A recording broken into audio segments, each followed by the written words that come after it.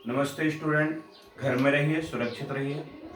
आज के इस लेक्चर वीडियो में हम क्लास 11th की मैथ को स्टार्ट करेंगे। आज पहला लेक्चर होगा। आप देखिए, मैथ में जो हम 11th में स्टार्ट करेंगे वो ट्रिग्नोमेट्री से स्टार्ट करेंगे। ट्रिग्नोमेट्री आप लोगों ने 9th और 10th में भी कवर किया है, इसीलिए हम बेसिक फंडामेंटल क्लियर कराएंगे आपको ट्रिग्नोमेट्री का। और जैसे जैसे आपको एक क्लियर होगा, फंडामेंटल इसका क्लियर होगा, कॉन्सेप्ट क्लियर होगा, वैसे वैसे आपको अपने अंदर एक कॉन्फिडेंस आएगा और किसी भी प्रकार की कोई परेशानी नहीं रहेगी। आप देखिए, कोई भी वीडियो आपको मिस नहीं करना है, कोई भी क्लास आपको मिस नहीं करनी है। आप लगातार देखिए और जितना बताया जाए उसका अभ्यास कीजिए। आज हम ट्रिग्नोमेट्री को स्टार्ट करते हैं। ट्रिग्नोमेट्री जो 11th की है उसको देखिए, उसका बेसिक कॉन्सेप्ट समझिए। तो इसके अंतर्गत जो आता है वो सबसे पहला जो हेडिंग है, अंश तथा रेडियन में संबंध। अंश तथा रेडियन में संबंध। अंश तथा रेडियन में संबंध दिखाने के लिए एक हमारे पास फॉर्मूला होता है, थीटा सी। सी लगाने का मतलब होता है सर्कुलर एंगल, सर्कुलर एंगल का मतलब होता है रेडियन एंगल। रेडियन एंगल अगर आप लोग को निकालना है तो इसका मतलब होता है pi upon 180 degree into theta degree. इससे आपका आंसर किस में आ जाएगा? रेडियन में। ये है अंश तथा रेडियन में संबंध। या ऐसा फॉर्मूला भी हो सकता है, ये जो फॉर्मूला है वो अंश को रेडियन में बदलने का है। अंश को रेडियन में बदला जाता है। एक इसका दूसरा फॉर्मूला होगा और थीटा डिग्री बराबर होगा 180 degree upon pi into theta c. ये अंश में आ जाएगा, यानी डिग्री में आ जाएगा। ये दो फॉर्मूले हैं, किसी भी एक का उपयोग कर लेते हैं। जब हमें अंश से रेडियन बदलना होता है तो इसका यूज करते हैं, जब रेडियन से अंश को बदलना होता है तो इसका उपयोग करते हैं। इसमें बिल्कुल सिंपल सा कॉन्सेप्ट है। इसमें पाई अपॉन 180 रखते हैं, इसमें 180 बटे पाई करते हैं। Thank you student. नेक्स्ट इसके अंतर्गत और देखिएगा,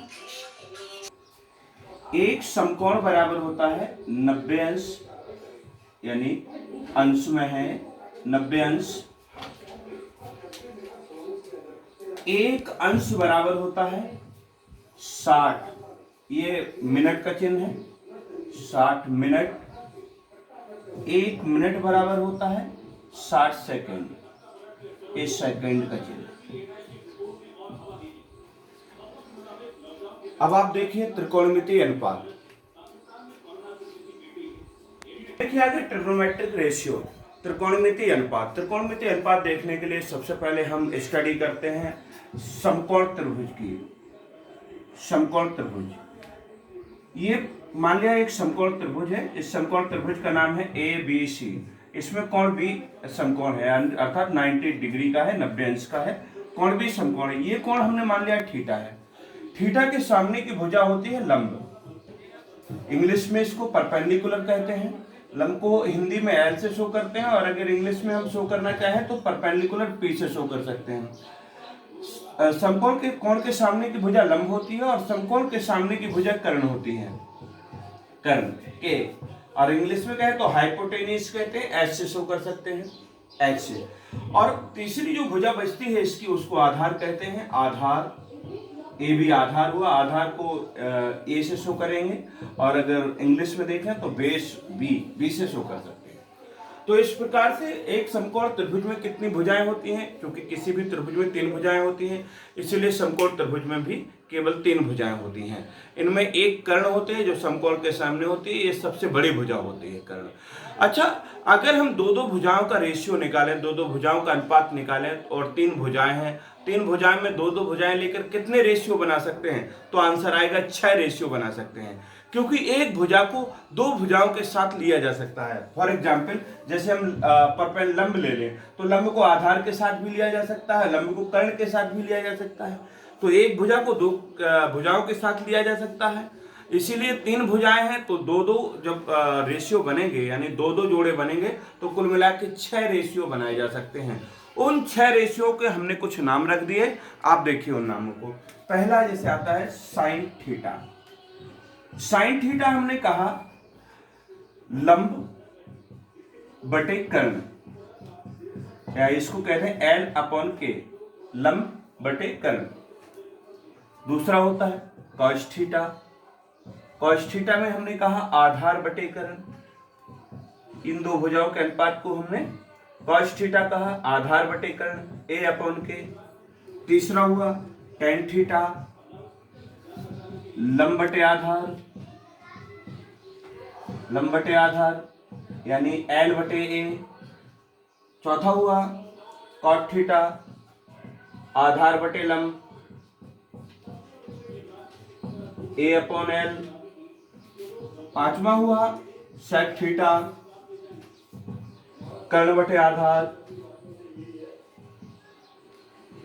कर्ण बटे आधार के अपॉन ए। और छठवां हुआ आपका कॉसेक थीटा, कर्ण बटे लंब के अपॉन एल। इस प्रकार से 6 त्रिकोणमितीय अनुपात हैं। नेक्स्ट टॉपिक देखिए सर्वसमताएं।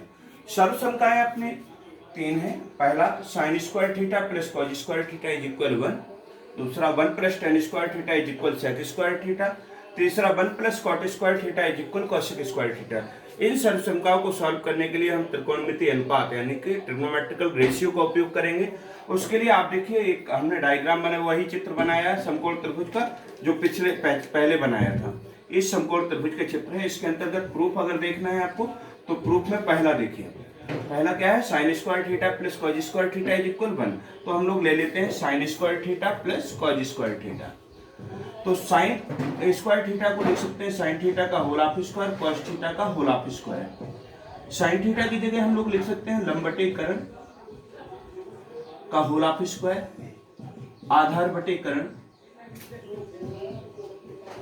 का होल हाफ स्क्वायर। लंब की जगह क्या लिख सकते हैं BC और कर्ण की जगह क्या लिख सकते हैं AC का होल हाफ स्क्वायर। आधार की जगह क्या लिख सकते हैं AB, कर्ण की जगह क्या लिख सकते हैं AC का होल हाफ स्क्वायर।